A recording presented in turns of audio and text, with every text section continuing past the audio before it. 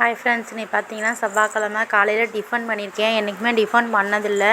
இன்றைக்கி கொஞ்சம் பிள்ளைங்க இட்லி கேட்டாங்கிறதுனால இட்லியை வச்சு கார சட்னி தான் வச்சுருந்தேன். பிள்ளைங்க கார சட்னி சாப்பிடுவாங்களா என்னென்னு கேட்டிங்க.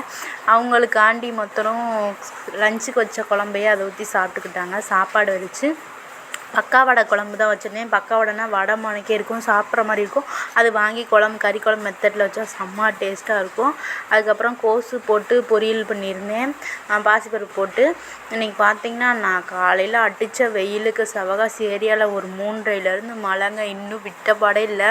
இந்த வீடியோ வந்துட்டு நான் ஒரு 4 மணி போல் ஆடியோ எடுத்துகிட்ருக்கேன்.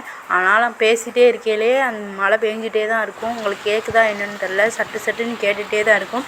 இதோட ரியல் சவுண்டே இது தான். நான் கொஞ்சமே குறைச்சி தான் வச்சுருக்கேன், என்னோடய வாய்ஸ் கேட்கணும் அப்படிங்கிறதுக்காண்டி. அவ்வளோ மழை பெஞ்சிட்டு இருந்துச்சு. உங்கள் ஏரியாலலாம் எப்படி மழை பெய்யுதா என்ன ஏதுன்னு சொல்லுங்கள். இது என்ன மழைன்னு பார்த்தீங்கன்னா கிழக்காத்த மழை, கிழக்கிருந்து வருது. அதனால் இது கிழக்காத்த மழை அப்படின்னு சொல்லுவாங்க. நீங்கள் எந்த ஏரியாவில் இருக்கீங்க, மழை எப்படி பெய்யுது என்னன்னு சொல்லி கமெண்ட் பண்ணுங்கள். தேங்க்யூ.